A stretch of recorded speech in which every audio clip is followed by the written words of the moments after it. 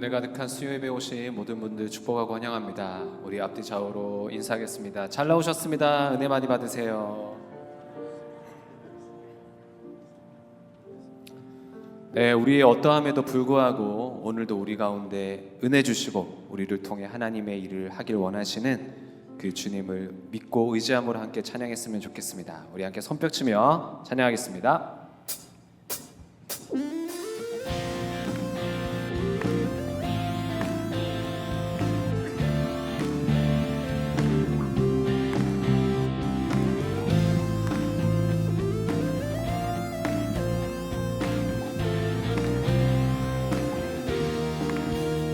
슬픈 마음 있는 사람, 슬픈 마음 있는 사람, 예수 이름 믿으며 영원토록 변함없는 기쁜 마음. 슬픈 마음 있는 사람, 슬픈 마음 있는 사람, 예수 이름 믿으며 영원토록 변함없는 기쁜 마음. 예수의 이름을, 예수의 이름은 세상의 소망이요, 예수의 이름은 천국의 기쁨이세.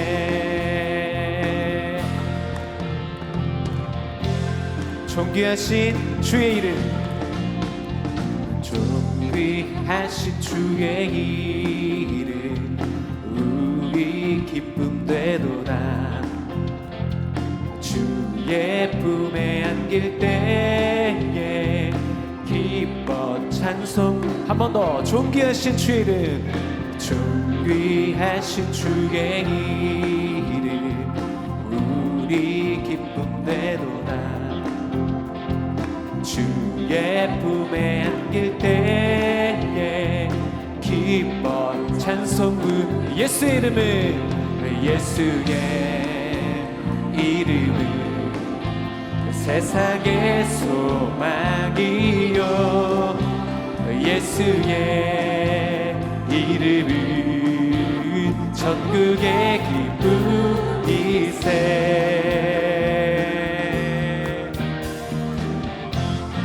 목소리 높여. 우리 갈 길 다간 후에, 우리 갈 길 다간 후에 보좌 앞에 나가 왕의 왕께 경배하며 멸류관. 우리 갈 길 다간 후에, 우리 갈 길 다간 후에 보좌 앞에 나가 왕의 왕께 경배하며 멸류관은. 예수의 이름은, 예수의 이름은 세상의 소망이요, 예수의 이름은 천국의 기쁨. 예수의 이름은, 예수의 이름은 세상의 소망이요, 예수의 이름은 천국의 기쁨이세. 우리의 기쁨 되시는 주님께 영광의 박수로.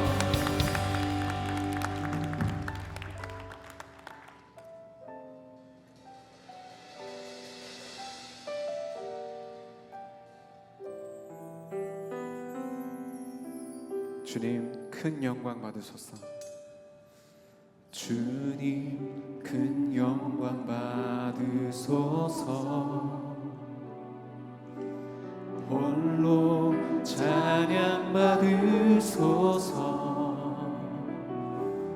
모든 이름 위에 뛰어난 그 이름, 온 땅과 하늘이 다 찬양해. 겸손하게 우리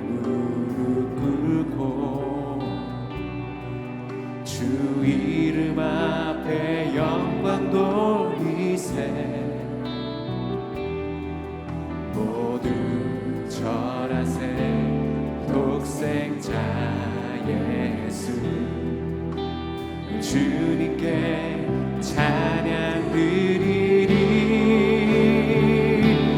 모든 영광과 존귀와 능력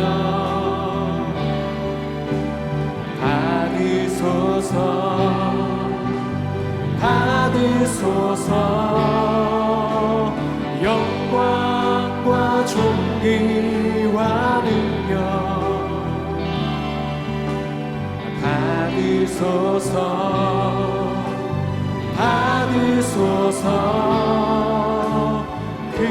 그리스도 살아계신 하나님 주님 큰 영광 받으소서 주님 그 영광 받으소서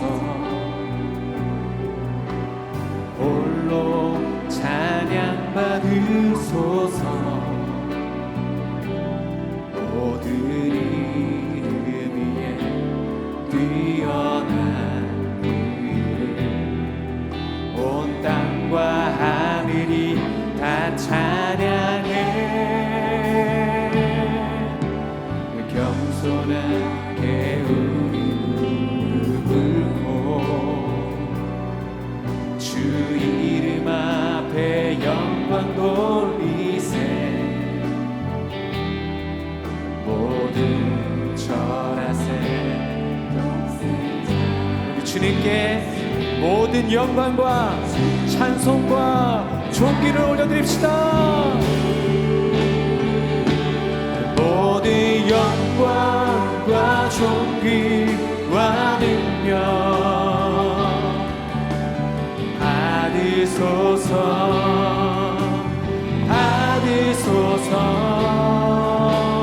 영광과 존귀와 능력 받으소서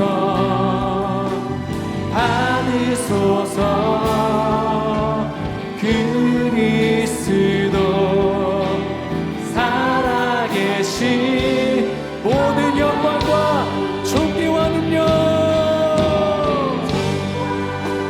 존귀와 능력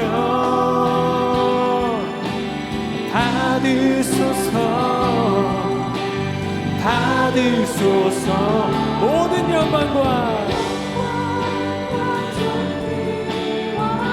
주님 받으소서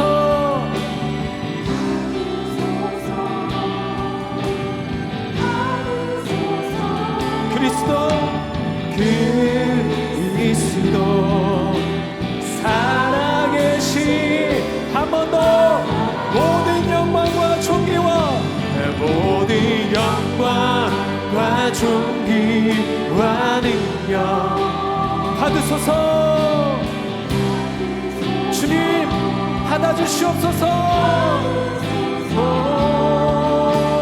영광과 존귀와 능력 받으소서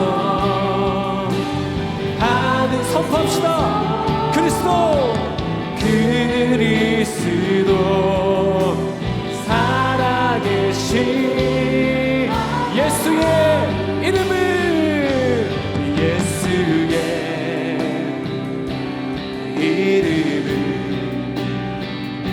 세상의 소망 우리 믿음으로 고백합시다 예수의 이름을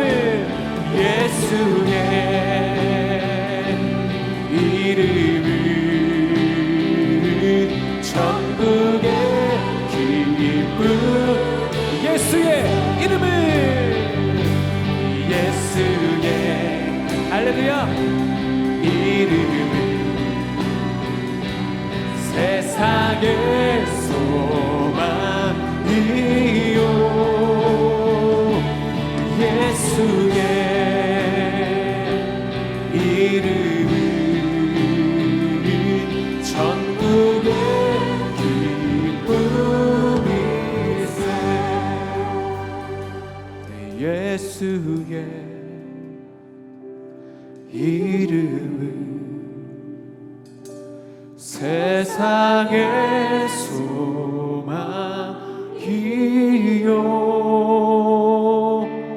예수의 이름은 천국의 기쁨일세. 예수의 이름은 예수의 이름은 고백합시다. 세상의 소망이요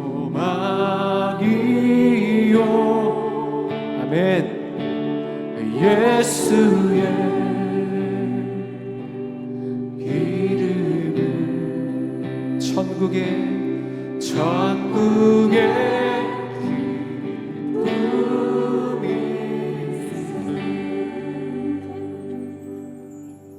우리 시간 함께 한 목소리로 기도합시다. 하나님 아버지, 우리는 여전히 별로이지만 우리의 삶에 끊어야 할 것도 제대로 끊지 못하는 죄인이지만 주님, 우리를 통하여서 하나님의 무너진 그 성벽을 재건하시고 하나님의 나라와 그 하나님의 뜻을 구할 수 있는 은혜를 주신다면 주님, 우리가 오늘 주님 앞에 나와 겸손히 주님의 은혜를 구하오니 하나님 우리 가운데 임하여 주시고 하나님의 신령한 것들로 채워 주옵소서. 우리 시간 주님을 간절히 구하며 다 함께 주여 한번 부르짖고 기도하겠습니다. 주여,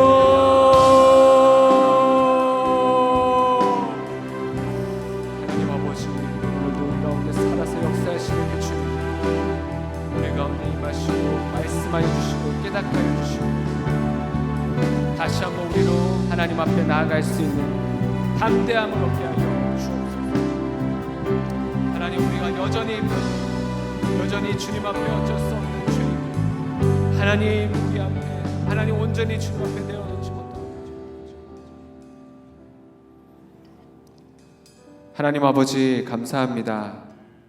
오늘도 주의 은혜를 사모하며 이 자리로 나온 발걸음에 주의 은혜를 베풀어 주시고 복을 내려 주시옵소서.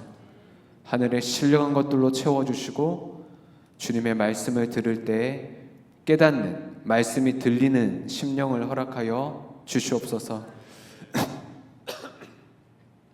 하나님 아버지, 오늘 단위에 세우신 우리 강솔로몬 목사님 가운데 주님의 영적인 능력을 허락하여 주시고 오늘 우리가 들어야 할 말씀을 선포하여 주시고 그 말씀을 들을 때 하나님 깨닫게 하여 주시고 그 말씀 붙들고 우리의 여전한 삶의 자리로 가서 담대하게 지혜롭게 승리하며 주님과 온전히 동행하는 우리가 되게 하여 주옵소서. 하나님께서 오늘 우리 가운데 함께 하실 것들을 믿고 감사드리며 예수 그리스도 이름으로 기도합나이다. 아멘.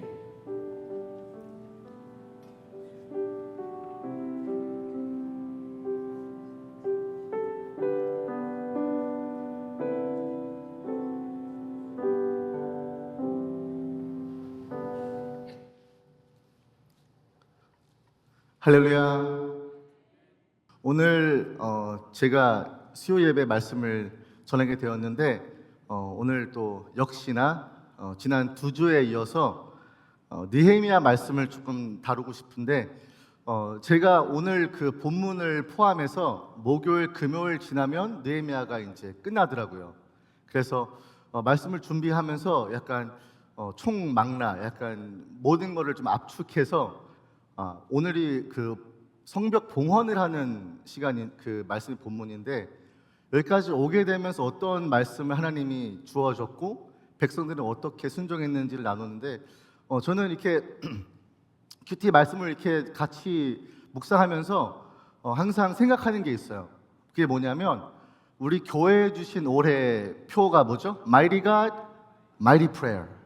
그래서 항상 이 매일마다 주시는 그 큐티 말씀을 또 있지만 이 말씀이 어떻게 올 한 해 우리 교회에 대대적으로 주신 말씀이랑 연관이 되는가를 좀 많이 고민을 많이 하거든요.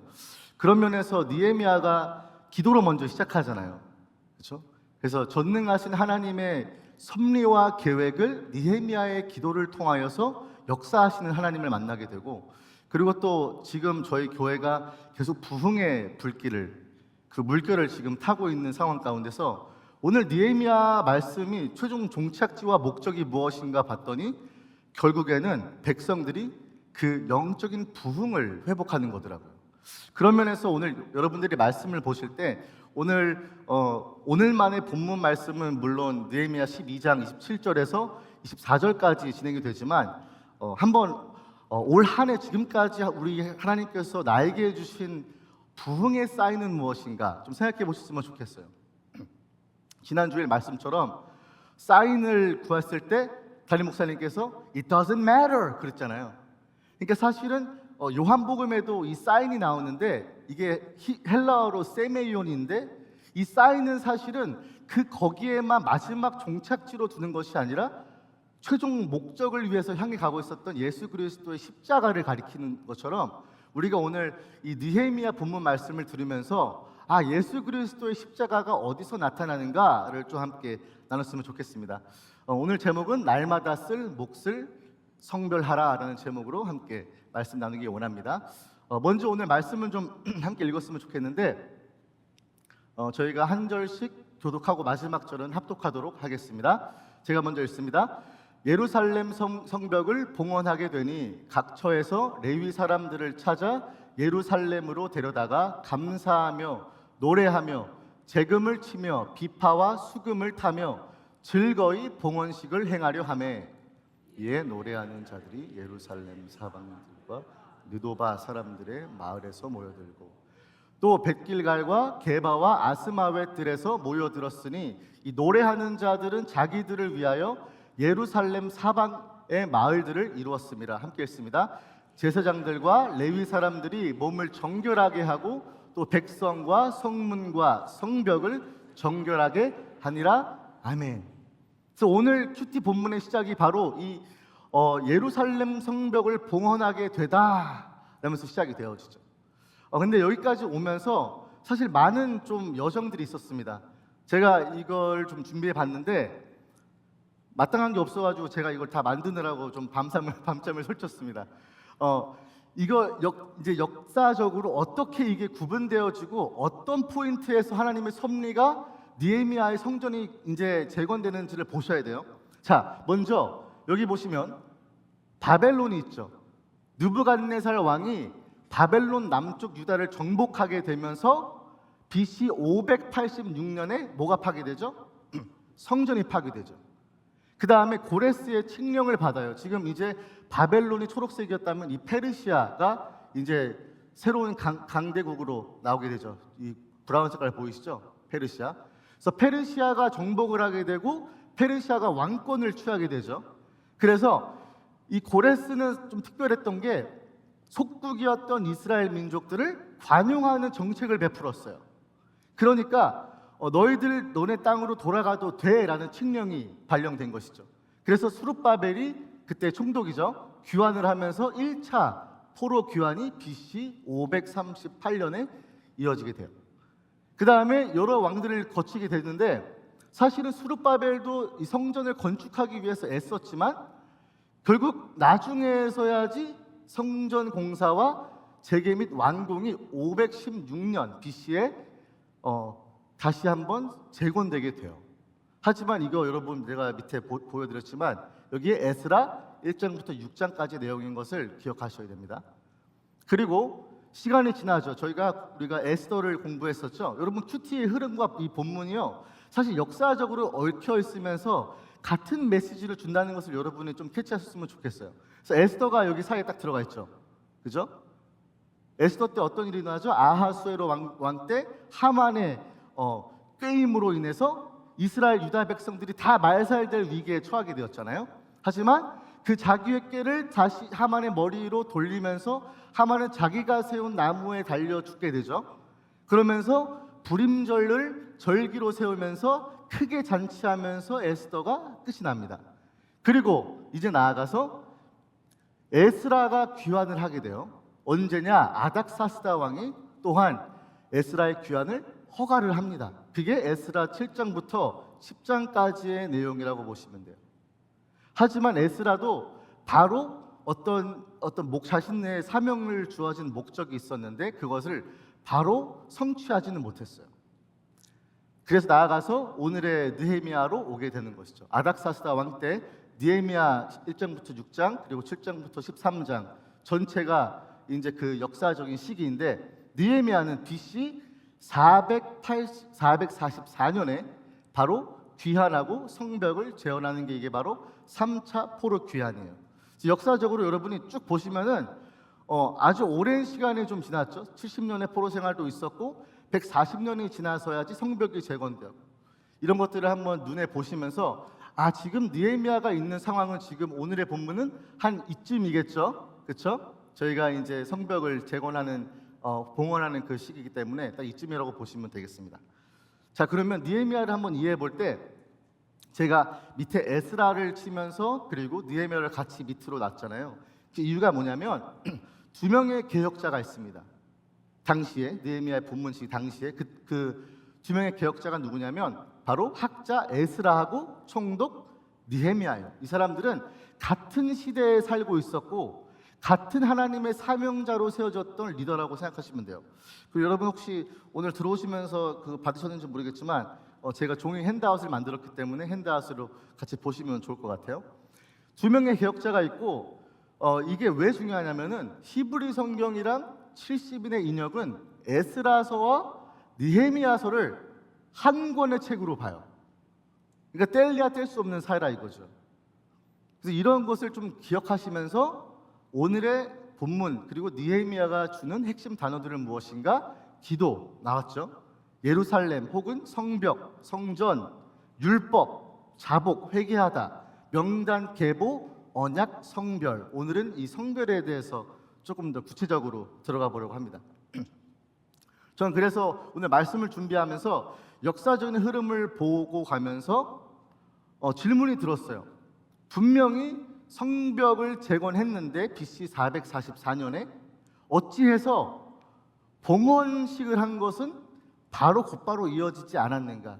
오늘의 이 말씀의 핵심 질문이 이겁니다. 오늘의 컨트롤링 퀘스천이에요. 이 질문 하나를 가지고 어떻게 오늘 본문이 풀어져 가고 봉헌식까지 이어지는가를 좀 볼 거예요. 성벽 재건 후 왜 곧바로 실행되어야 할 봉헌식이 왜 이루어지지 않았나라는 질문을 하나 갖고 시작한다는 거죠. 자, 보십시오. 이제 성경의 관련 구절로 이제 여기 보게 되었을 때 이렇게 저희가 아는 성경의 구절 내용들과 그리고 이제 chronologically 어떤 사건들이 있었는지를 보게 되는 거예요. 기슬르월에 예루살렘 소식을 전하죠. 하나니가 나와서 예루살렘은 아주 무너져 있고 백성들은 고통을 받고 있습니다라고 듣고 느헤미야가 즉각 금식하면서 기도하기 시작하죠. 그런데 이 기도를 그 자리에서 잠깐만 한 것이 아니라 어떻게 되었죠? 니산월까지 가죠. 보이시죠? 니산월. 그게 뭐냐면 거의 4개월 동안 기도를 한 거죠. 4개월 동안 기도하고 왕 앞에 섰을 때 왕에게 할 말이 얼마나 지혜롭게 대답했겠어요. 왕이 질문했을 때 너 왜 이렇게 슬퍼 보이냐 그랬을 때 이것은 너 지금 잘못 얘기하면 죽을 수도 있어 라는 제목이죠. 왜냐? 그는 와인잔을 들고 있던 사람이었잖아요. 술관원장이었잖아요. 그렇기 때문에 이 페르시아 왕이 한번 상상을 해보십시오. 페르시아 왕이 자기의 술관원이 술을 들고 있는데 수심이 가득해요. 표정이 되게 안 좋아요. 그리고 이게 건네줘요. 술을 마시라고 건네줘요. 그러면 수심이 가득한 그 신하의 표정을 보면서 어떤 마음이 들었을까요? 이거 마시면 죽는 거 아니야? 그죠? 그러니까 사실은 신하가 그런 수심을 보인다는 것 자체가 반역이 어떠한 사인으로 보았고 왕은 그 자리에 그를 죽일 수도 있던 상황이었어요. 하지만 느헤미야는 거기서 지혜롭게 대답을 하고 바로 묵도함으로 기도하죠. 그러면서 나중에 모든 왕의 귀한 조서가 내려지고 허가를 받은 다음에 내 하나님의 선한 손이 나를 도우심이라 라고 고백하죠. 그래서 이게 한번 쭉 보시면은 그 다음에 여기서 이제 이제는 이건 저희가 유추한 겁니다. 52일에 성벽 재건이 끝나기 때문에 유추한 거예요. 저희가 알고 있는 거는 느헤미야 6장 15절이기 때문에 그래서 성벽 공사가 맞춰지고 그 다음에 말씀 사경회가 시작되고 초막절을 준수하게 되고 언약 갱신이 돼요. 그렇다면 지금 6째 달과 7째 달 사이에서 왜 봉헌식이 이루어지지 않았냐 이거예요. 다 재건하고 다 기뻐하고 많은 사람들이 다음 사람이 그 자리를 중수하고 맡은 자리에 사명을 열심히 헌신해서 어떤 상황에서요? 산발락과 도비아와 사마리아의 대적자들이 와서 너네들이 뭘 할 수 있어? 이거 성벽 다 무너져 버린 거 잿더미에서 니들이 뭘 할 수 있어? 라고 했을 때 그런 모든 온갖 핍박과 조롱과 멸시를 당하면서도 재건을 끝냈단 말이에요. 그런데 봉헌식은 늦춰졌어요. 그래서 오늘 이 봉헌식이 왜 늦춰졌는가에 대해서 깊게 들어가기 원하는데 첫 번째로 제가 말씀드렸던 1차 귀환이 수룹바벨과 대제사장 예수아로 BC 538년에 시작하는데 이들의 중축 사명은 이거였어요. 시대적 사명이 뭐였는가? 제단과 성전을 재건축하는 것이었어요. 물론 다리오 왕까지 가서야만 이게 완공이 되어지죠. 그리고 BC 458년도에 2차 귀환이 이루어지죠. 학자 서기관 에스라가 그에게 맡겨진 시대적 사명은 무엇인가? 율법을 통한 백성의 개혁이었어요. 정체성을 회복하고 언약 백성으로서 어떻게 살아야 하는지를 율법을 가르치면서 다시 초심으로 돌아와서 백성답게 살아야 한다는 것을 가르치기 위한 게 사명이었단 말이에요. 그런데 그걸 이루지 못하죠. BC 444년 느헤미야가 3차 귀환을 합니다. 그는 뭘 했죠? 예루살렘 성벽을 재건했어요. 여기서 포인트. 에스라는 자기의 사명을 그 짐을 지고 있었던 그 사명을 아직 마치지 못했던 것이었어요. 그래서 율법을 소개조차 하지 못하고 13년 뒤에 서야지 느헤미야를 의존해서 자신의 사명을 감당하는 것을 보게 됩니다. 그러면 우리의 궁극적인 질문의 답이 이거예요. 성벽 봉헌식 전에 꼭 거쳐야 할 에스라의 사명과 연결된 필요한 과정이 있었다는 거죠. 그게 바로 오늘 말씀의 전체의 핵심 내용이 될 거예요. 자, 보면 예루살렘 성벽 재건 후 봉헌식까지의 과정이라고 봤을 때 성벽 재건은 이루어지죠. 그리고 첫 번째로 뭐가 진행되냐면 인구조사가 진행이 돼요. 7장 5절에서 73절까지. 그리고 두 번째로 뭐가 이어지는가? 말씀 사경회와 언약 갱신이 이루어지기 시작해요. 그 다음에 거룩한 도시에 백성들을 배치하기 시작하죠. 그 다음에 레위인들과 제사장들과 대제사장들 계보와 방백들의 이름이 나열되고 그 계보의 이름을 난 후에 그새에서야 성벽 봉헌이 이루어져요. 그러니까 성벽 봉헌을 어떻게 보면은 이렇게 고조돼 가고 있는 거죠. 클라이맥스로 올라가고 있는 거죠. 왜냐? 인구조사까지 하고 사경회를 지나고 언약 갱신하고 그 다음에 주민이 배치된 후에야 성벽식이 이루어졌다는 거죠. 자, 그러면 인구조사에서 주는 의미는 진짜 무엇인가? 에스라가 끝내 하지 못했던 짐의 마음의 짐을 그 사명을 이 인구조사에서는 어떻게 표출이 되는가 궁금한 거죠. 느헤미야 7장 5절 함께 읽겠습니다. 시작. 내 하나님이 내 마음을 감동하사 귀족들과 민장들과 백성을 모아 그 계보대로 등록하게 하심으로 내가 처음으로 돌아온 자의 계보를 얻었는데 거기에 기록된 것을 보면 지금 보면 누가 감동을 주었죠? 내 하나님이 감동을 주셨대요. 감동이 무슨 말이냐면 두다, 노타, 주다라는 뜻인데 이게 히브리어 나탄이라는 단어에서 났어요.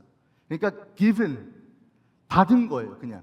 그래서 인구조사의 시작을 보게 되면은 사실은 에스라의 사명을 하나님이 주시고 그걸 이루시고 진행하시는 것도 누구다? 우리 하나님이시라는 거죠. 내 하나님이 내게 감동을 주었대요. 감동을 받았대요. 그렇기 때문에 주위를 둘러봤는데 처음으로 돌아온 자의 계보 1차 귀환한 명단을 갑자기 얻게 된 거예요. 그래서 이 얻었다의 표현은 발견하다라는 의미인데 여기서 뭐가 핵심이냐면 뜻하지 않게 일어난 사건을 얘기해요. 그러니까 느헤미야가 지금 성벽을 딱 지은 다음에 하나님이 감동하시고 인구조사를 하게 하시는데 우연 듯 아닌 듯 필연적으로 계보를 발견하게 되고 감동을 주셨기 때문에 사람들의 이름이 나열되고 열거되기 시작한다는 거죠. 그래서 포인트는 뭐냐?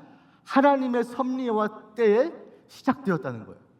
이 사명을 하나님께서 다 완벽하게 성취해 가시려는 진행의 이런 종착점을 가기 위해서 하나님이 God is in control, 하나님께서 컨트롤하고 계시고 먼저 시작하셨다라는 것을 아시면 돼요.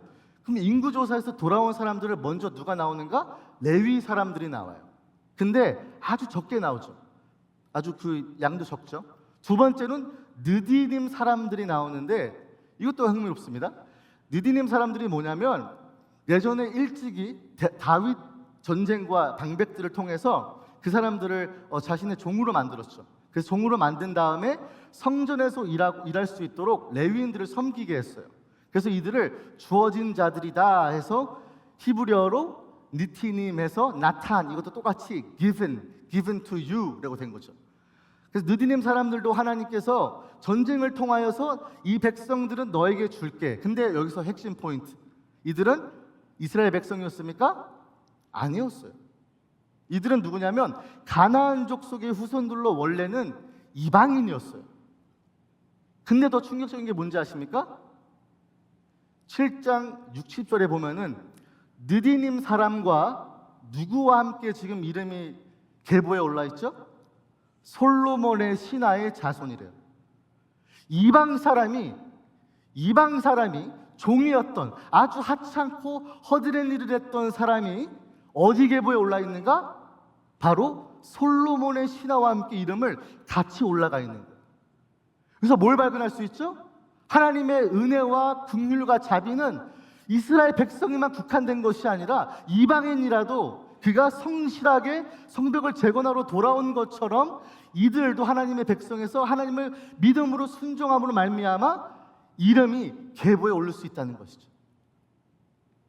반대로 특이한 게 이름을 찾지 못한 자들이 이 7장 39절에서 69절까지 이 맥락 안에 있는데, 이들은 그럼 누군가 봤더니 7장 61절, 그들의 종족이나 계보가 이스라엘에 속하였는지는 증거할 수 없으니, 여기서 포인트가 64절입니다. 이 사람들은 계보 중에서 자기 이름을 찾아도 찾지 못하였으므로 그들을 뭐라고요? 부정하게 여겨 제사장 직분을 행하지 못하게 하고. 아이러니하죠. 레위 사람들은 아주 적게 돌아왔죠. 근데 느디님 사람들은 많이 돌아왔어요. 이들은 근데 이스라엘 백성도 아니에요. 근데 성벽을 재건하기 위해서 자기의 맡겨주신 사명을 소홀하게 하지 않고 열심히 돌아와서 열심히 하나님을 섬기니까 솔로몬의 신하와 같이 이름을 동등하게 열거되고, 이름을 찾지 못한 자들은 또 반대로 부정하다 그래요. 그럼 하나님이 좀 이상하네. 왜 이 사람은 거룩하게 하나님 백성으로 멋있게 존귀하게 여기시고 왜 이름을 찾지 못한 사람들은 부정하게 여기니까 너희들 잠깐만 있어봐, 너희들은 잠깐만 있어봐 했을까요? 왜 부정하게 여기고 한 명은 존귀하게 여겼는가? 이 이름을 찾지 못한 사람들은요, 이런 거죠. 하나님의 백성들을 다 불러 모아서 이제 다시 한번 우리 백성들을 율법 아래 바로 하나님 면전에서 부흥시키고 재건해 보자, 다시 재정비해 보자 라면서 인구조사가 시작되잖아요. 근데 여기서 부정한 자를 찾은 거예요. 무슨 말이냐면 그 계보에 이름이 없는 사람이 들어와 있는 거죠. 그래서 사람들이 이렇게 오겠어? 당신 이름이 뭐예요? 하면서 체크를 하겠죠. 근데 계보에 이름이 없는 거예요. 근데 이 사람을 그냥 넣을까요? 말까요? 이런 고민이 들지 않겠어요? 근데 이 사람들을 부정하게 여겼다는 것은 왜 그랬을까? 이방 사람이 이방 종교를 가지고 이방의 철학과 가치관과 전통을 가지고 이스라엘 백성으로 침투하는 것을 경계했기 때문이에요. 그러니까 인구조사에서 뭘 발견하게 되는가? 그 목적은 무엇인가? 부정한 자, 이방 종교를 경계하고 철저하게 제거함으로 하나님만을 섬기는 순결한 제사장 백성으로 돌아가자라는 목적이 있는 거죠. 여러분, 저희가 느헤미야 전에 뭘 배웠죠? 말씀 큐티? 골로새서 있죠. 골로새서의 주 핵심 내용이 뭐였죠? 너희들이 초등 학문을 버리라 라는 것이죠. 초등학문이 뭐였죠? 세상의 철학과 전통과 가치관과 생각들을 버리라 그랬어요. 왜? 너희들은 이 초등학문의 거와 그리스도와 함께 죽었으니까 여기 거는 너희가 살 필요가 없어. 너희들은 새 사람을 입은 자니까 하늘의 것을 취하라. 나 그러잖아요. 너희들의 육체의 정욕을 죽이라. 그리고 뭐라 그러죠? 기도함으로 깨어 있으라. 감사함으로 하나님께 아뢰라. 라고 골로새서가 핵심 내용이잖아요. 마찬가지인 거죠. 느헤미야에서도 백성들이 예루살렘에 돌아왔는데 아직까지도 이방 사람의 종교와 생각과 가치관들로 나의 세상적인 세속적인 마인드와 생각들로 나를 채우고 있다면 그게 순결한 백성이겠냐는 거예요. 아니죠. 에스라의 사명과도 접점이 있는 거죠. 어디서? 율법 아래서 하나님의 말씀 중심으로. 다른 거는 이방의 세계에서 가르쳐주는 성공 비결을 얘기하면서 너 이렇게 하면은 잘 될 거야가 아니라 하나님 말씀하신 대로 율법이 정한 대로 이게 바로 이스라엘 백성의 정체성이었어요. 그러니까 인구 조사를 하면서 사실은 이거를 나타내고 싶었던 것이죠. 그 다음에 이어지는 게 바로 말씀 사경회가 시작됩니다.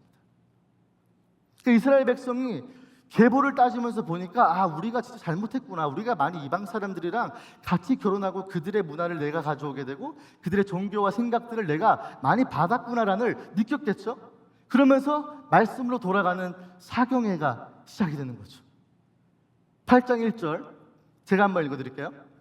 이스라엘 자손, 사실 이거 번역이 좀 잘못됐는데 히브리어는 콜 하얌이라고 all the people, 모든 사람이란 뜻이에요. 그래서 이스라엘 자손은 의역을 한 거라고 보시면 돼요.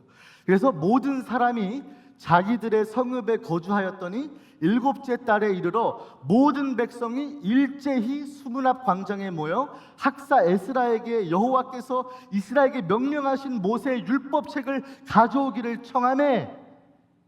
인구조사가 끝나니까 뭐가 시작되죠?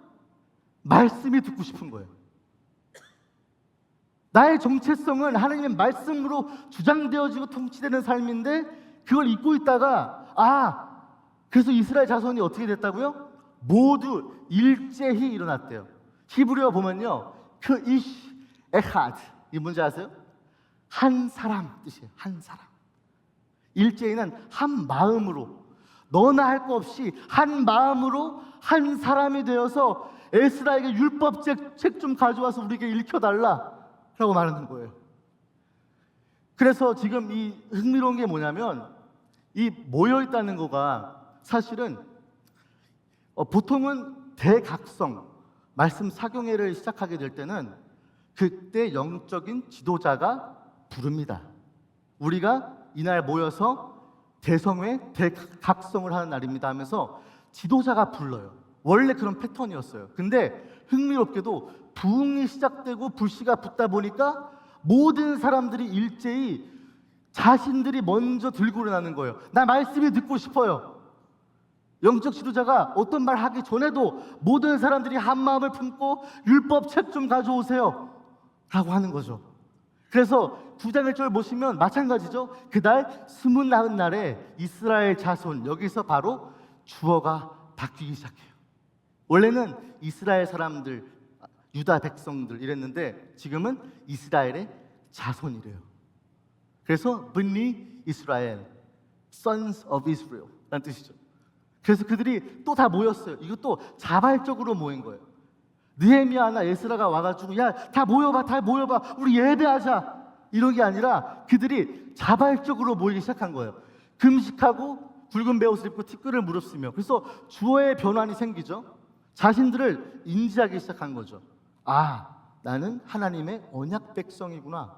나는 이스라엘의 이스라엘의 종족 자손이구나. 그 정체성을 점점 구체화시키고 있는 거예요. 그래서 어떻게 되죠? 스스로 모이고 자발적인 참회로 이어지게 되는 거예요. 여러분, 부흥은 한두 사람이 일으키는 게 아니에요. 그렇죠? 온 백성이, 온 교회가 한 마음으로 일제히 한 사람이 되어서 말씀 좀 들려주세요 할 때 정말 부흥이 시작되는 거예요. 근데 흥미로운 게 있죠. 말씀 사경회가 시작돼가지고 에스라가 말씀을 탁 읽잖아요. 보시면 백성이 율법의 말씀을 듣고 어떻게 했다고요? 다 우는지라. 총독 느헤미야와 제사장 겸 학사 에스라와 백성을 가르치는 레위 사람들이 근데 뭐라고 하냐면, 오늘은 너희 하나님 여호와의 성일이니 슬퍼하지 말며 울지 말라. 느헤미야가 또 그들에게 이르기를, 너희는 가서 살찐 것을 먹고 단 것을 마시되 준비하지 못한 자에게 나누어 주라. 이날은 우리 주의 성일이니 근심하지 말라. 여기서 여호와로 인하여 기뻐하는 것이 너희의 힘이니라 하고. 아멘. 그러면서 이스라엘 백성이 모여서 말씀을 딱 펴니까 통곡을 하기 시작하죠. 아, 그렇구나. 내가 잊고 산 게 참 많았구나. 근데 갑자기 브레이크가 걸리죠. 슬퍼하지 말고 울지 말라 그러잖아요. 그래서 왜 갑자기 이걸 멈췄을까? 8장 14절 17절에 보니까 이들은 계속 율법에 어떻게 적혀 있는지를 따라가고 있던 것이었어요. 율법에 기록된 바를 본즉 여호와께서 모세를 통하여 명령하시기를, 이스라엘 자손은 일곱째 달 절기에 초막에서 거할지니라 하셨고, 사로잡혔다가 돌아온 회중이 다 초막을 짓고 그 안에서 거하니 눈의 아들 여호수아 때로부터 그날까지 이스라엘 자손이 이같이 행한 일이 없었으므로 이에 크게 기뻐하며. 왜 울지 말고 슬퍼하지 말라 그랬는가? 이 날은 너희 하나님 여호와의 성일이다. 돌아가 볼게요. 여러분, 여기 보시면 성벽이 공사를 마쳤습니다. 바로 6째 달이에요. 그렇죠? 근데 이게 우연이었을까요? 6째 달에 성벽 공사를 마쳤는데 그 다음에 티시리월 7째 달 1일이 뭐냐면 바로 유대인들이 가장 많은 중요한 절기들이 모여있는 7월의 시작이었던 거예요. 그래서 말씀 사경회를 시작하고 말씀을 탁 펴니까 봉헌식을 해야 되는데, 아, 지금 절기 기간이구나를 딱 알아챈 거죠. 그러니까 뭐가 중요해요? 봉헌식도 해야 되지만 하나님의 율법에 따라 행하는 게, 절기를 지키는 거는 그들의 정체성이었잖아요. 그래서 이 7월 7째 달 1일은 바로 나팔절로 시작하게 되고 초막절로 이어지고 대속제일까지 있고 거룩한 성회까지 있는 게 이 7월 한 달인데, 이들이 우연치 않게 아니죠. 하나님께서 52일 만에 성벽을 끝내게 하신 것은 7월에 맞춰서 1일에 들어가니까 절기가 시작되는 거예요. 백성들, 언약 백성의 정체성으로 율법에 따라 절기를 지켜가면서 하나님 없이는 나는 살 수 없습니다를 고백하며 하나님만 섬기는 백성이 되겠습니다 라는 고백이 이루어지는 게 바로 7째 달이라는 거죠. 그러니까 봉헌식이 왜 늦춰진지 이제 알겠죠. 백성들의 말을 탁 펴니까, 아, 지금 절기를 지켜야 되는 날이네, 지금 초막절이네. 그럼 우리가 다 같이 여호와 전에서, 우리가 하나님 앞에서 자신의 장막을 세우고 예루살렘 성에서 지내기 시작하잖아요. 그러니까 이들은 말씀에 따라서 열심히 나아갔던 것이죠. 참된 회개의 구분법이 뭐냐면, 그래서 9장 1절에서 이제 2절 보면은 그달 스문 나흔 날, 7월입니다. 7월 스문 나흔 날, 초막절이 지난 후에요. 먼저 율법에 의거하고 율법에 따라서 초막절을 끝까지 지켰어요. 그러니까 느헤미야와 에스라와 레위인들이, 너네들 절대 울지 마, 절대 슬퍼하지 마. 왜냐하면 잠깐 울면서 속상해하는 그런 회개가 아니라 진짜 회개할 기회를 여기서 나오는 거예요. 7월 24일 날. 그래서 그날 다 모입니다. 이스라엘 자손이 다 모여서 뭐하죠? 금식하고 붉은 베옷을 입고 티끌을 머리에 무릅쓰고, 이스라엘의 시가라는, 사실은 이거를 개역개정은 번역을 안 했더라고요. 근데 이게 원래 히브리어 원어에 들어있어요. 그래서 이스라엘의 시가 주어져 모든 이방 사람들과 절교하고 서서 자기의 죄와 조상들의 허물을 자복했대요. 왜 울지 말라 그랬는가? 왜 슬퍼하지 말라 그랬는가? 지금은 울고 슬퍼할 타이밍이 아니야. 초막절을 지난 다음에 우리가 대속죄일로 하나님 앞에서 진정으로 참된 회개로 나아갈 것이야 라고 된 거죠. 그래서 금식, 굵은 베어, 티끌은 다 뭘 상징하냐면 소멸과 죽음을 상징하는 거예요. 나는 죄 같은 사람이다 라는 거죠. 나는 죄인이라는 거죠. 나는 죄를 지었기 때문에 다시 흙으로 돌아갈 아무 의미 없는 벌레 같은 자라는 것을 하나님 앞에서 철저하게 회개하는 거죠. 절규가 뭐냐면 분리하다, 나뉘다. 이스라엘 자손은 언약 백성으로 이방 사람과의 관계를 깨끗하게 끊어내기로 결단을 하는 거죠. 부흥이 시작되니까 마음에 찔림이 생기죠. 말씀을 읽으니까 말씀 따라 살아야 되는데 하면서 절기를 지키기 시작하죠.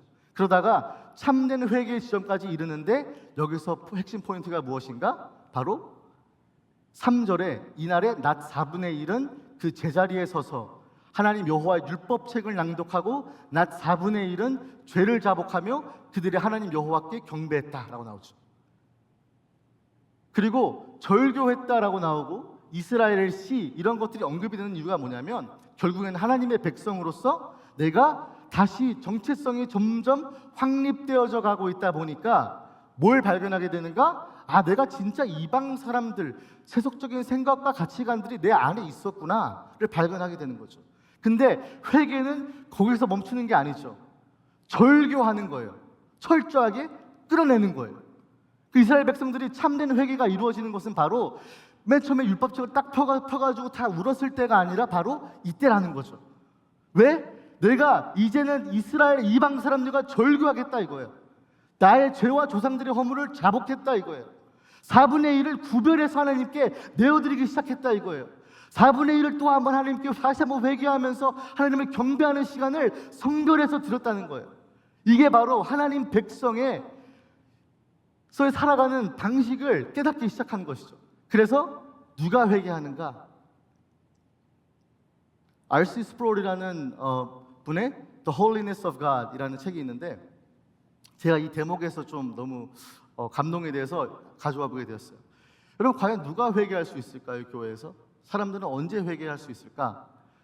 이스라엘 백성들은 과연 언제 진정한 참된 참회와 회개가 일어났을까? 저는 이 영어 버전이 좀 더 다가오겠는데 제가 의역을 해서 밑에 놓긴 했는데 이렇게 됩니다. The clearest sensation. 아주 클리어한 센세이션이 있대요. The clearest sensation that human being has when he experiences the holy. 아주 클리어한 센세이션이 인간에게 완벽하게 뚜렷하게 두각되는데 그 거룩한 하나님을 만났을 때 overpowering and overwhelming sense of creatureliness. 내가 피조물 된 것을 깨닫는 거래요. 하나님의 백성으로 여러분 언약을 이제 나중에 갱신하게 될 텐데 백성들이 하나님께 말씀 앞에 서다 보니까 기도하기 시작하고 회개하고 참회를 하는데 이 참회의 기도가 어디서 나타나는가? 나는 하나님께 계속해서 범죄하고 난 계속해서 똑같은 거에 넘어지고 하나님을 모욕하고 모독하는 삶을 내 삶에서 살고 있는데 거룩하신 하나님께서는 나를 버리지 않으셨다는 거죠. 그러니까 sense of creatureliness. 나는 정말 미개한 존재구나. 난 정말 벌레 같은 존재구나. 난 그저 하나의 작은 피조물이구나를 느끼게 된다는 거죠. 인간이 거룩을 경험할 때 가장 뚜렷하고 넘치게 느낄 수 있는 것은 압도적인 피조물됨의 감각이라는 거예요. 즉 우리가 하나님 면전에 있을 때 우리는 겸손해지고 우리 자신을 피조물로서 가장 잘 자각하게 됩니다. 이것은 사탄의 첫 유혹인 하나님과 같이 될 것이다 와는 정반대되는 것이죠. 그러면 이방 종교와 세상에서 가르쳐주는 게 뭔지 아세요? 너의 권리를 항상 챙기고 너가 너의 이득을 위해 살고 너를 위해서 살아라. 네 삶은 너가 주인이다 라고 세상은 이방 종교와 이단적인 사상들은 다 그렇게 가르쳐요. 네가 최고야. 근데 정말 거룩한 백성은 하나님의 진짜 거룩한 존전 앞에 딱 섰을 때 나는 그저 작은 피조물이구나. 그 안에서 참된 회개가 이루어지는 것을 믿으시기 바랍니다. 자, 그러면 두 번째로 넘어가서 언약 갱신이 이제 이루어지죠.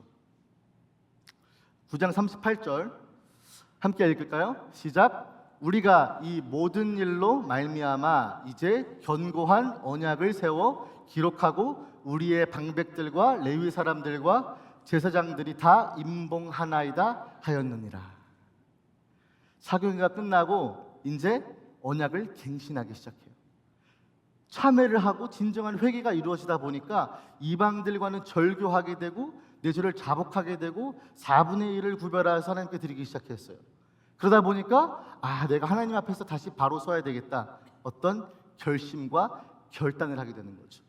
그래서 느헤미야 10장 39절 보시면 곧 이스라엘 자손과 레위 자손이 거제로 드린 곡식과 새 포도주와 기름을 가져다가 성소에 그릇을 두는 골방, 곧 섬기는 제사장들과 문지기들과 노래하는 자들이 있는 골방에 둘 것이라. 그리하여 우리가 우리 하나님의 전을 버려두지 아니하리라. 이게 뭐예요? 결심이에요. 결단을 한 거라고요. 말씀을 펴서 절기에 따르고 말씀 율법대로 따르다 보니까 내가 정말 피조물로 하나님 앞에서 거룩한 존재 앞에서 정말 작은 존재로서 거룩하게 원하다 보니까 이제 여기서 결심이 이루어지는 거죠. 내가 하나님의 전을 더 이상 버려두지 않겠습니다. 내가 나의 몫을 감당하겠습니다. 내가 하나님의 백성으로서 주어진 사명들을 철저하게 감당하겠습니다. 어떻게 해요? 거룩하게 구별해서 드리겠습니다. 왜냐? 하나님께서 자신들을 버리지 아니하는 것을 제대로 알기 시작한 거죠. 제대로 자각하다 보니까 여호와의 전, 하나님의 전을 우리가 이제는 방치하지 아니하고 내가 열심히 갈고 닦고 열심히 들여다보고 아직 거룩한지 아직 부정한 것은 옮지 않았는지를 열심히 구별해서 보겠다는 이 결심이 이루어지게 되는 거죠. 그래서 말씀 사경회와 언약 갱신의 목적은 무엇인가? 진정한 회개는 눈물을 흘리며 속상해하는 것을 넘어 자신의 잘못을 전적으로 인정하며 돌이키는 고침과 결단이 일어나야 된다는 거예요. 그냥 죄송합니다 하고 똑같은 일을 버리잖아요. 그건 회개가 아니죠. 최근에 담임 목사님 말씀도 있었죠, 회개에 대해서. 여러분, 회개가 그냥 내가 정말 속상해, 내가 또 이 죄를 졌네, 정말 속상해, 슬프다, 끝나는 게 아니라 정말 대속제일에 각을 딱 잡고 금식하고 베옷을 입고 머리에 죄를 무릅쓰고 하나님께 통회하고 자복하는 심령으로 자기의 죄뿐만 아니라 자신의 조상들과의 죄까지도 다 고백하면서 하나님, 나는 정말 미개한 존재이고 정말 더러운 존재입니다 고백했을 때 어떤 일이 났죠? 이방인들과 절교하는 상황이 벌어지잖아요. 그러니까 여러분, 결단이 없다면 회개는 그냥 속상해하는 거예요. 속상해하는 거예요. 또 내가 이 죄 졌네, 속상해. 그러면 이건 회개가 아니에요. 그렇죠? 그래서 말씀 사경의 언약갱신의 목적은 바로 이 부흥을 다시 한번 일깨워주기 위함인 거죠. 자, 이제 오늘의 봉헌식으로 거의 다 다가왔습니다. 느헤미야의 종결부 보면은 성전 파괴 후 70년 만에 재건, 성벽 파괴 후 140년 만에 재건, 그리고 예루살렘 성벽 봉헌으로 절정에 도달하려고 하고 있죠. 근데 이거는 최종 목적이 아니라 그랬어요. 그래서 우리에게 주시는 말씀 무엇인가? 우리 시대의 교회의 회복과 부흥을 위해 거쳐야 할 입문, 엔트런스 포인트인 거예요. 그래서 여러분, 이거를 회개와 자복과 언약갱신, 결단과 결심을 그냥 마지막 목적지로 삼지 마시고 이거는 거쳐가는 엔트런스 포인트라고 생각하시면 돼요. 자, 마지막으로 이제 거룩한 도시의 주민이 배치가 되고 봉헌식이 이루어집니다. 좀 빨리 가볼게요. 11장 1절에서 2절, 백성의 지도자들은 예루살렘에 거주하였고, 먼저 지금 성전과 이제 다 재건이 되고 성벽이 재건이 되었죠. 예루살렘 성에서 사람이 살아야 될 거 아니에요. 사람이 안 살면 무슨 의미가 있겠어요? 그죠? 성전이 무슨 의미가 있고 성벽이 무슨 의미가 있겠어요? 그래서 지금 거룩한 도시의 주민이 이제 들어가기 시작하는 거예요. 근데 먼저 누가 들어갔는가? 지도자들이 먼저 솔선수범했죠. 그리고 거주하였고, 그 다음 백성은 제비를 뽑았대요. 제비를 뽑는 이유는 무엇일까요? 하나님의 뜻을 발견하기 위함이에요. 그러니까 사실은 원치 않을 수 있잖아요. 이제 막 이제 막 공사가 끝난 그 성 안에 사실은 가옥, 집들도 무너져 있었고, 사실은 그건 고생길이었어요. 여러분, 예루살렘 성에 들어가고 싶으세요? 여러분, 분립개척에 들어가고 싶으세요? 힘들죠. 근데 자원하는 자들이 2절에 나오죠. 예루살렘에 거주하기를 자원하는 모든 자를 위해서 백성들이 복을 빌었느니라. 그러니까 제비 뽑기로 통해서 하나님의 뜻이 있는 사명자들이 거룩한 하나님의 성에 배치가 되어지고 자원한 자들도 있었대요. 자원해서 내가 그 고생길을 내가 함께 감당하겠습니다라고 했던 자원자들이 일어났던 것이죠. 그래서 이 10분의 1은 그 바로 10장 전장에서 첫 열매와 소산물 그리고 11조를 약속한 이스라엘 자손의 내용이 나오거든요. 그러니까 이 제비 뽑아서 10분의 1이 거룩한 성에 들어간다는 것은 너네들 기억하지? 너네들이 하나님 앞에서 헌신하고 결심했던 거 기억하지? 그러면 그거를 준수하고 이행해야 될 거 아니야.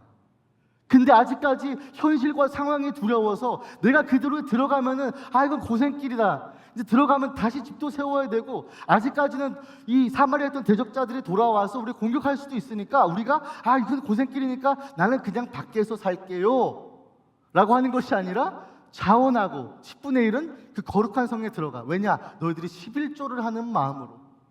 11조는 무엇입니까? 하나님께서 모든 소산물과 열매와 모든 것을 나에게 주셨습니다라는 믿음의 고백이잖아요. 그렇기 때문에 너희들이 믿음의 고백을 했지, 그런 결단을 했지, 그러면은 이 성에 들어가서 너희들이 전쟁을 치르면서 살아야 돼 라고 말씀하시는 거죠. 그래서 거룩한 성, 자원한 모든 자는 이 안전의 문제와 생계에 많은 어려움을 내포하고 있었어요. 그러니까 누가 가고 싶겠어요? 사실은 선뜻 안 다니니까 제비뽑기를 통해서 10분의 1이 들어가고 리더들이 들어가고 그 다음에 자원에 들어간 사람들이 이렇게 구성원이 되기 시작하죠. 그리고 이 구성원이 모든 사람들이 제사장들 그리고 레위인들 그 다음에 이제 거룩한 하나님의 일을 섬기는 자들, 느디님 사람들, 이런 사람들이 보통 대거를 이루는데 그 다음에 이어지는 게 바로 성벽 봉헌식이에요. 성에 있는 사람들을, 거룩한 주민을 배치한 후에 이제서야 성벽 봉헌식을 올리게 되는 거예요. 그래서 이렇게 나오죠. 12장 27절 함께 읽도록 하겠습니다. 시작. 예루살렘 성벽을 봉헌하게 되니 각처에서 레위 사람들을 찾아 예루살렘으로 데려다가 감사하며 노래하며 재금을 치며 비파와 수금을 타며 즐거이 봉헌식을 행하려 하매. 그래서 봉헌이 뭐냐면 dedication, consecration, 즉 헌납하다, 뭐죠? 성별하다라는 뜻이에요. 성별하다는 뜻이에요. 성벽을 만들고 재건하고 마친 다음에 백성들이 안에 들어와 있고 그 후에 성벽을 거룩하게 해드리기 위해서 자신들을 또 정결하게 하는 의식을 행하게 되죠. 근데 이 봉헌식이 위해서는 누가 필요했을까요? 레위인들이 엄청나게 많이 필요했어요. 그래서 레위인들을 찾아야 됐었죠. 백성은 대규모 예루살렘 성 봉헌식을 위해서 레위 사람들을 찾기 시작합니다. 레위 사람들이 많이 안 돌아왔었다고 얘기 제가 말씀드렸죠. 그러니까 각 지역에 있는 레위 사람들을 청하는 거예요.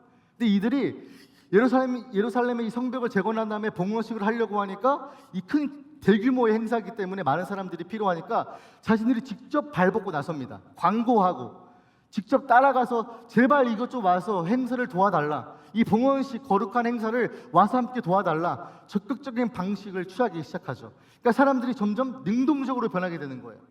자발적으로 참여를 하고 자발적으로 레위인들을 찾아가서 여러분 지금 같이 우리가 봉헌식을 해야 되는데 여러분의 참여가 정말 필요합니다 라고 하는 거죠.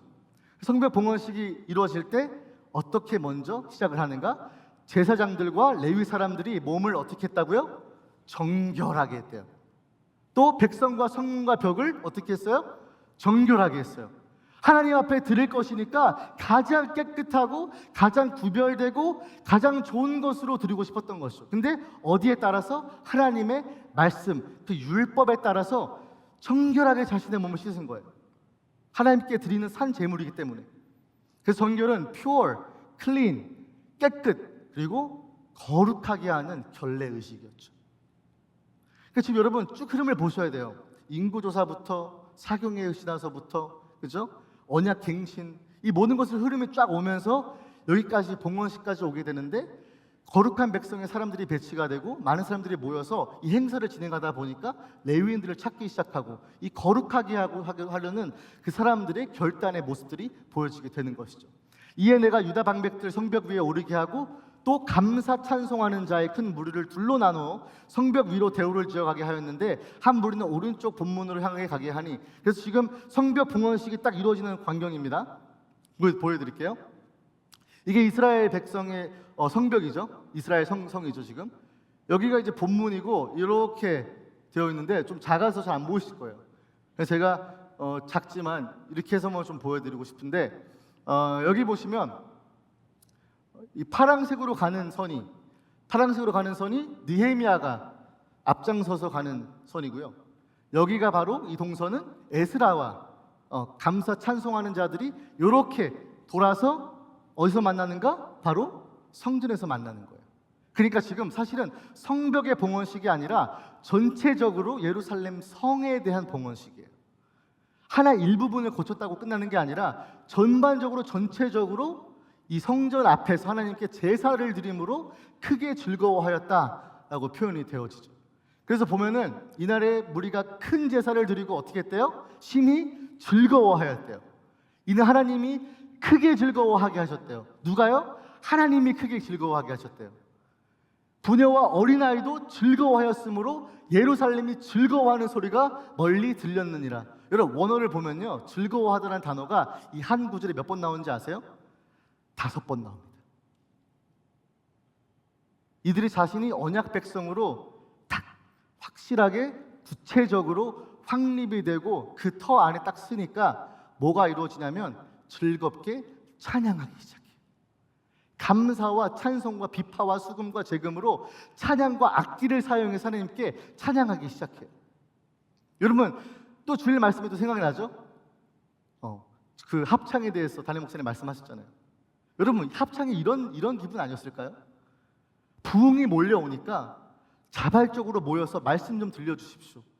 그러다 보니까 자기들이 정말 죄인이었던 것을 깨닫고 참회하기 시작해요. 그러다 보니까 마음에 찔림이 있고 하나님이 강권적으로 역사하시니까 그래서 뭐가 일어나요? 하나님, 내가 하나님의 전을 버려두지 않겠습니다. 고백이 이루어지죠. 근데 거기서 끝나는 것이 아니라 이방인들과 절교했어요. 그리고 여러분 어렵지만 이 예루살렘 거룩한 성에서 우리 다 함께 좀 들어와서 삽시다. 우리가 언약 백성으로서 이 하나님의 그 땅을 같이 우리가 지켜나갑시다 하는 것을 고백하면서 봉헌식이 이루어지니까 마지막에 일어나는 것은 뭐예요? 찬송과 감사와 찬양의 노래래요. 여러분, 여러분들의 찬양은 어떻습니까? 저는 이 대목에서 이런 질문을 좀 하고 싶어요. 우리의 즐거운 감사와 찬양의 노래를 과연 그 멈추게 하는 것은 무엇인가? 여러분 찬양을 보통 매일같이 하십니까? 매일같이 들으세요? 매일같이 하나님께 하나님 감사합니다 찬양하세요? 근데 그게 멈춰 있다면 여러분 지금 좀 심각하게 내 삶을 돌아봐야 되는 거예요. 나의 찬양이 왜 멈췄을까? 제가 이 말씀을 준비하면서 여러분은 뜬금없을 수 있지만 한서 남궁옥 장로님이라고 이분은 일제강점기 때 계몽 운동 가셨대요. 선생님이신데 이분이 장로님이신데 일제강점기 때니까 이제 일본 사람들이 와서 압제하고 그렇겠죠. 근데 이분이 한 일이 뭐냐면 젊은이들의 입에서 노래를 바꾸는 것으로 이 계몽 운동을 이어갔다고 해요. 그래서 그는 일단 팔도강산 구석구석에 십자가 세워진 교회 앞마당에 그리고 여러 지역에 30만 그루의 무궁화꽃 묘목을 심었대요. 그리고 젊은이들이 부를 수 있는 찬송을 만들었대요. 그러다 보니까 일본 사람들이 30년 정도 이제 이게 운동이 진행됐거든요. 30년 정도 지나다 보니까 1937년에 이 무궁화 심기와 이 찬송과 노래가 너무너무 강력하게 자신들의 민족성의 의지를 불타게 하고 부흥을 이끌어내니까 일본인들이 노래를 금지시켰대요. 찬송을 금지시켰다는 거예요. 왜냐하면 찬송가 하나가 나라를 바꾸고 있었다는 것을 느꼈던 거죠. 근데 이번에 제가 그래서 만든 찬송가를 보니까 삼천리 반도 금수강사이라고 혹시 들어보셨습니까? 들어보셨어요? 저는 이제 생소해서 잘 몰랐는데 삼천리 반도 금수강산을 1907년에 찬송가를 만드셨대요. 그래서 무궁화 묘목을 심으면서 젊은이들에게 너희들은 한국 대한민국의 사람이라는 것을 그 의식과 민족성을 일깨워주기 위해서 노래를 넣었다는 거죠.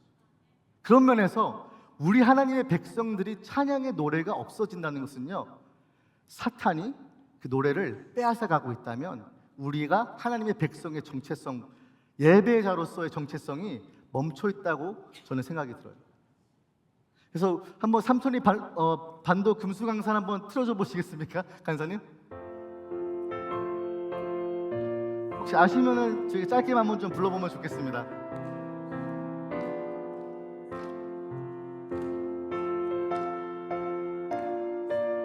이제 들어갑니다. 삼천리반도 금수강산 하나님 주신 동산 삼천리반도 금수강산 하나님 주신 동산 이 동산에 할 일 많아 사방의 일꾼을 부르네 곧 이날에 일 가려고 그 누가 대답을 할까 일하러 가세 일하러 가 삼천리 강산 위에 하나님 명령 받았으니 반도 강산에 일하러 가세. 감사합니다 강사님. 아멘. 보시죠 여러분, 남궁옥 장로님이 뭘 하셨냐면은 그 노래를 통하여서 소망을 심은 거예요. 저는 우리 하나님의 백성들이, 예배자들이 찬양이 멈췄다면, 노래가 멈췄다면 일제강점기 시대에 일본인들이 억압하고 그들의 노래를 훔친 것처럼 사탄이 우리 가운데 찬양을 빼앗은 것은 아닌지 여러분들이 점검해 보시기 바랍니다. 만약 그랬다면 여러분들이 찬양을 조금 더 하나님께 적극적으로 드리기 원합니다. 말씀을 좀 마무리하고 싶은데, 오늘 큐티 본문 마지막 자락이 제사장과 레위 사람들의 몫으로 끝나는데 저는 이게 좀 흥미로웠어요. 봉헌식이 끝난 다음에 갑자기 뭔가 뜬금없이 제사장과 레위 사람들의 몫에 대해서 이야기하는데, 좀 본문이 길지만 제가 차근차근히 조금 말씀을 드릴게요. 44절입니다. 그날에 사람을 세워 곡간을 맡기고 제사장들과 레위 사람들에게 돌릴 것 뭐죠? 곧 율법에 정한 대로 거제물과 처음 익은 것과 뭘 드렸다고요? 11조를 모든 성읍밭에서 거두어 이 곡간에 쌓게 하였노니 이는 유다 사람이 섬기는 제사장들과 레위 사람들로 말미암아 즐거워하기 때문이라. 여러분, 헌금 안 하시는 거 우리가 미워서 그러신 거예요? 딱 그 내용이잖아요. 봉헌식 마친 다음에 백성들이요 헌금을 자발적으로 11조를 내는 이유가 뭐였냐면 다른 게 아니에요. 제사장들과 레위 사람들 섬기는 게 기뻐 보였대요. 우리 목사님들 섬기시고 하는 모든 부분들이 기쁘고, 정말 하나님을 섬기는 일에 나도 일조하고 함께 나라를 함께 이끌어 나가겠다는 그 마음의 고백이 바로 이 11조, 사람들의 몫을 주는 것에서 시작됐다는 거죠. 45절입니다. 그들은 하나님을 섬기는 일과 결례 일을 힘썼대요. 그러니까 목회자들이 하나님을 섬기는 일, 말씀을 전하는 일, 가르치는 일, 목양하는 일을 힘썼다는 거죠. 노래하는 자들과 문지기들 그리하여 모두 다윗과 그의 아들 솔로몬의 명령을 따라 행하였대요. 모든 중직자들과 직분자들이 자기의 맡겨주신 질서의 자리에서 열심히 섬겼대요. 옛적 다윗과 아삽의 때에는 노래하는 자의 지도자가 있어서 하나님께 찬송하는 노래와 감사하는 노래를 하였으며, 수르바벨 때와 느헤미야의 때에는 온 이스라엘이 노래하는 자들과 문지기들에게 뭘 했다고요? 날마다 쓸 몫을 주되 그들이 성별한 것을 레위 사람들에게 주고 레위 사람들은 그것을 또 성별하여 아론 자손에게 주었느니라. 아멘. 이게 부흥하는 교회의 모습이라고 생각이 들어요.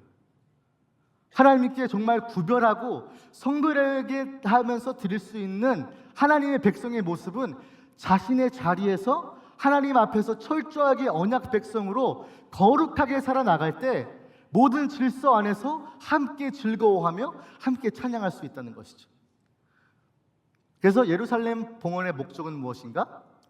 하나님의 백성이라는 이 정체성의 회복은 우리 자신을 거룩하게 날마다 구별하여 드리는 것이고, 교회의 부흥은 하나님의 말씀이 정한 대로 각자의 자리에서 맡겨진 사명을 질서 있게 감당함으로 시작된다. 할렐루야. 저는 이걸 믿어요. 오늘 이 모든 느헤미야 여정을 통해서 배우는 게 바로 이거 같아요. 정말 부흥을 사모하는 자들은 각자의 위치에서 내 할 일을 하나님께 성별하고 또 거룩하게 구별해서 내어드릴 수 있는 그런 신앙인이었다는 것이죠. 저는 오늘 말씀을 마무리하면서 예수 그리스도가 생각이 났어요. 예수 그리스도가 마지막에 잡혀가시기 전날에 제자들을 위해서 대제사장적 기도를 하시거든요. 그게 요한복음 17장에 나오는데 이런 말씀이 있습니다. 그들을 진리로 거룩하게 하옵소서. 아버지의 말씀은 진리니이다. 아버지께서 나를 세상에 보내신 것 같이 나도 그들을 세상에 보내었고 또 그들을 위하여 내가 나를 거룩하게 하오니 이는 그들로 진실로 진리로 거룩함을 얻게 하려 함이니이다. 아멘. 제가 왜 우리 그리스도인들은 하나님 앞에서 거룩하게 살아야 되는가? 왜 하나님은 우리를 거룩하게 나아가고 구별된 삶으로 원하시는가 보니까요, 우리 예수 그리스도께서 먼저 자신을 거룩하게 하시고 하나님 앞에 십자가에서 산 제물로 내어드리셨더라고요. 저희는 그런 예수 그리스도를 한번 묵상하고 생각하면서 느헤미야의 말씀은 결국에는 정말 내가 내 자신을 거룩하게 하고 성별해서 쓸 목을 항상 드리고 싶지만 그러지 못한 나의 나약함을 위해서 하나님의 아들 되신 예수 그리스도께서 자신을 거룩하게 하시고 이미 거룩하신 하나님이신데 인간의 몸을 입고 오셔서 하나님께 산 제물로 그 유월절 어린 양으로 바치셨다는 것에 대해서 우리가 그 마음 깊이 한번 각인시키면서 오늘 주신 제가 준비한 적용 찬양 함께 부르시면서 좀 함께 말씀을 좀 기억하면서 찬양했으면 좋겠습니다. 제목은 주가 주 되심을이라는 곡인데 가사가 너무 좋아요. 그래서 함께 이 시간 찬양하시면서 우리 찬양의 입술을 멈추지 마시고 하나님께 높여 드리면서 이 찬양 부르면서 함께 나아가시기 원합니다. 내 손에 들려있는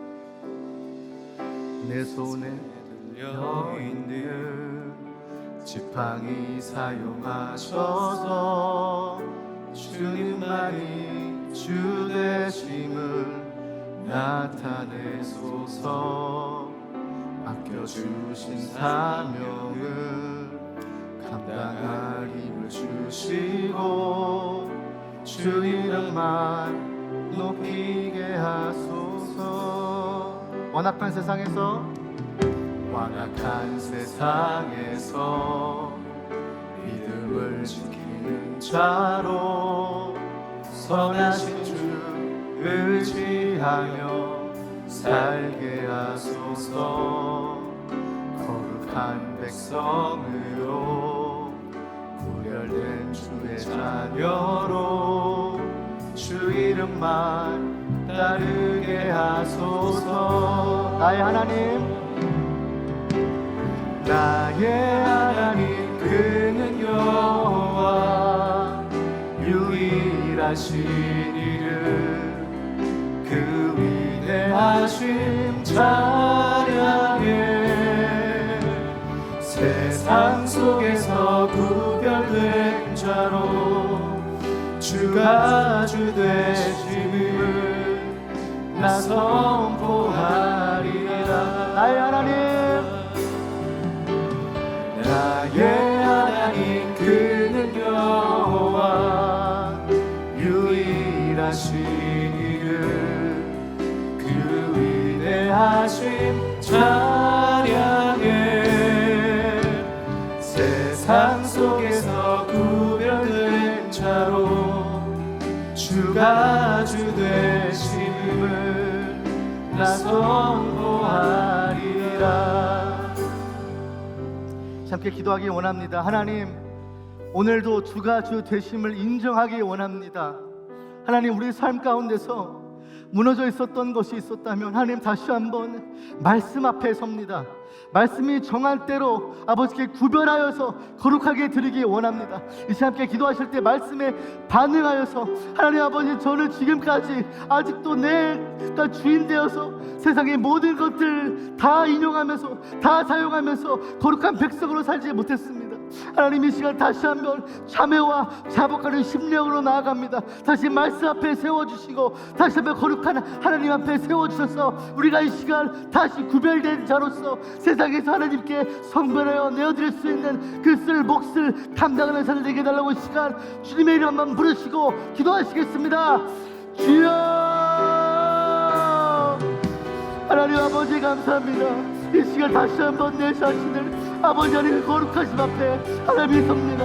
하나님 우리가 이 세상에서 얼마나 많은 것들을 얼마나 많은 죄악들을 하나님 얼마나 많은 가치관과 세상적인 생각들을 우리 삶 가운데 하나님 아버지 우리 지금도 다시 한번 기억하고 아버지가 통회와 자매와 아버지 그것들과 절규하는 마음으로 그것을 철저하게 끌어내는 마음으로 아버지가 결단하게 도와주시고 아버지 그렇게 우리 삶에서 날마다 쓸 몫을 구별하게 도와주시옵시고 아버지의 삶에 더욱더 하나님의 거룩하심을 닮아 하나님의 거룩한 백성으로 찬양과 감사의 노래가 끊이지 않을 수 있도록 하나님 인도하여 주시옵소서.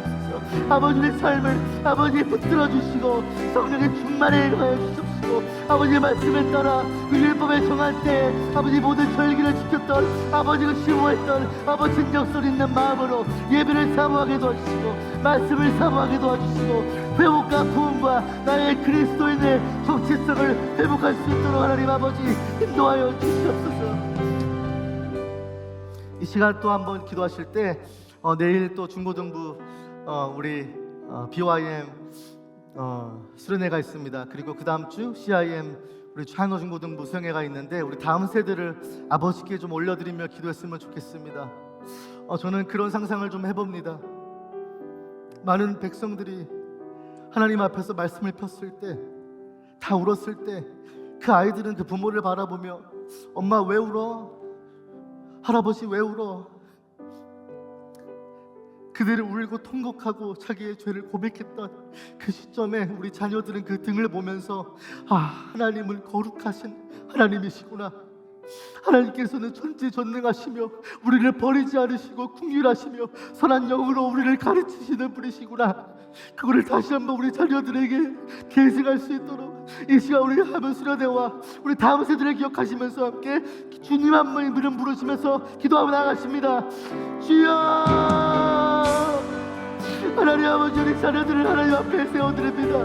하나님 우리가 먼저 자매의 자리로 하나님 우리가 먼저 말씀의 자리로 우리가 먼저 예배의 자리로 아버지 그 자리에 서야 되는데 하나님 아버지 감사와 찬양과 비파와 수금과 제금으로 악기로 하나님 앞에 새 노래를 불러드려야 되는데 하나님 아버지 그것이 내 삶에서 끊어져 있었다면 아버지 오늘 나의 구별된 삶을 다시 한번 아버지께 송별하여 내어드립니다. 우리 자녀들을 붙들어 주시옵소서. 아버지 그 자들을 선대하여 주시옵소서. 언약의 하나님이여 그들을 긍휼해 하나님의 자비하시오로 하나님의 사랑하시오로 하나님 아버지 그들을 붙들어 주시옵소서. 하나님 아버지 그들의 아버지 손에 아버지 선하신 손에 맡겨드리오니 하나님 우리 다음 세대와 우리 베델교회가 진정한 부흥을 맛보게 되는 아버지 정체성의 회복을 아버지 다시 한번 확립할 수 있는 아버지의 교회가 될 수 있도록 하나님 아버지 도와주시고 함께하여 주시옵소서.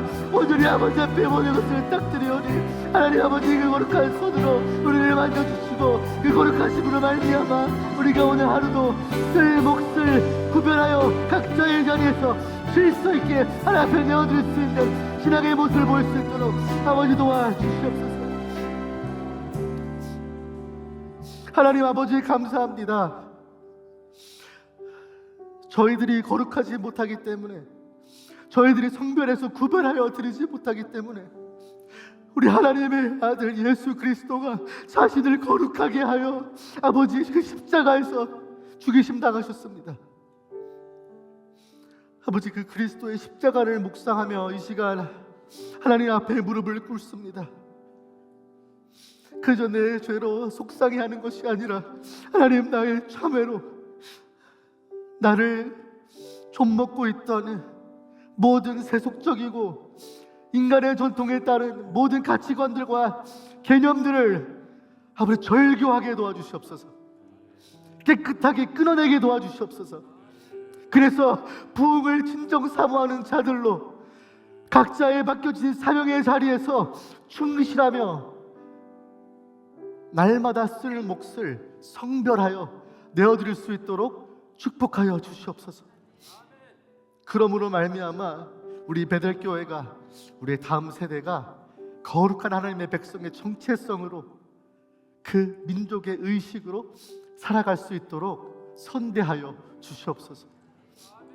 우리의 모든 범사를 선용하여 주시고 하나님의 뜻에, 하나님의 말씀에 따라, 그 정한 때에 따라 날마다 순종하며 그 자리에서 예배하며 감사와 찬송의 노래를 힘껏 부를 수 있는 우리 교회가 되게 하옵소서. 이제는 교회 머리가 되시는 우리 주 예수 그리스도의 은혜와 하나님 아버지의 그 극진하신 사랑하심과 성령 하나님의 감동 감화 역사 교통하심이 이 시간 하나님 앞에서 철저하게 다른 신 섬기지 않겠습니다 고백하며 오늘날 날마다 쓸 것을 성별하여 내어드림을 결단하며 머리 숙인 하나님의 권속들 머리 위에 그 가정들과 우리 베델교회 위에 영원토록 함께 있을지어다.